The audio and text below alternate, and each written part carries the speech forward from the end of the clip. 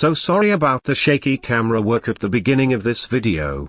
The fighters were wishing happy birthday to one of their teammates and were holding a mini riot. Muppets.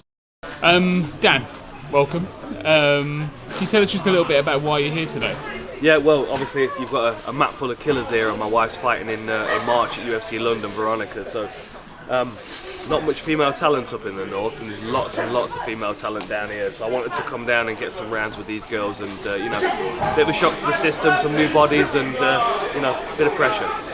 How does it feel? Because obviously you guys are newly married, so congratulations. It must be pretty special having Veronica fight on home turf. Yeah, it is really special. You know, and she'll be fighting at UFC London for the first time. The O2 Arena, it's familiar to me. You know, it's a great event.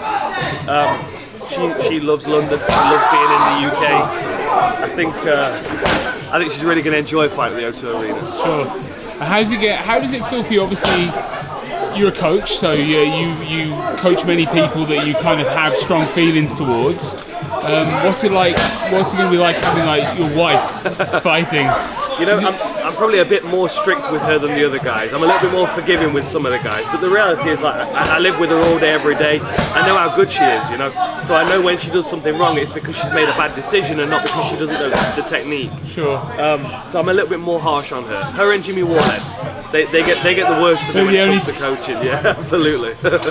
So a personal question, more towards Brad. How's the Lego going? How's all the? Mate, honestly, I want to compare mine and Brad's Lego collections. Mine is epic. I have a lot of Lego, but I have all the old pirate stuff and the castle stuff, and then Star Wars was the next big collection. And of course, Brad's got an epic collection as well. It's kind of funny because we're both quite similar individuals. I mean, I remember my second pro fight was on the pier in Portsmouth, and Brad was on the card as well. And I remember watching him and thinking to myself, I like him. I think we'd get on.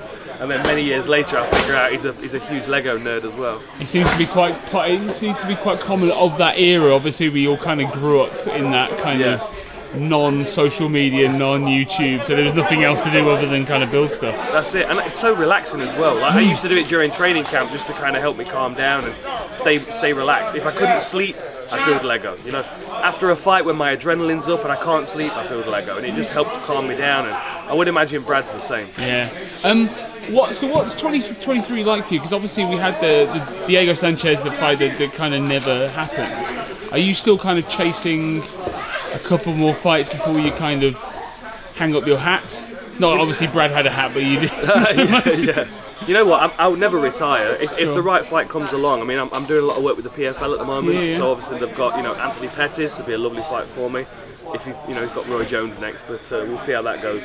Anthony Pettis will be a good one. I mean, Jake Paul, why not? You know, I'm open to opportunities and offers, but ultimately my goal is for growing MMA. You know, I'll sideline myself if I've got a bigger purpose. Of course. And, you know, through the PFL and through EMMA, through English Martial Arts Association, I feel like I can. Yeah. Well, speaking about that, the IMMAF, obviously, I mean, it's taken off like pretty spectacularly after like the Four Nations. I think the Four Nations really put everyone's kind of eyes on it, and obviously we've got the Worlds coming up as well.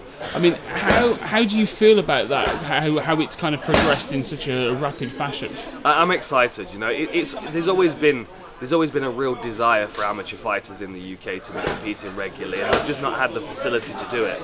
It's always kind of chaos, just trying to find events where you can get on and get an opponent that will stay an opponent until fight night. Most of the time, amateur fights, they just pull out left, right and centre. The good thing with the IMMAF is that you know you're in a system where you're going to get fights, you're going to fight the best amateurs from around the world. It's the best opportunity for a fighter. If you want to go pro, if you want to test yourself at an amateur level before you turn pro, there's nothing better. And I'm proud of the work we've done. I'm so proud of the team. We've got 17 going out to Serbia. It's a huge team, and I expect some medals to come back with them. That's good. All right, Dan. Well, thank you very much. Appreciate your time. Thank you.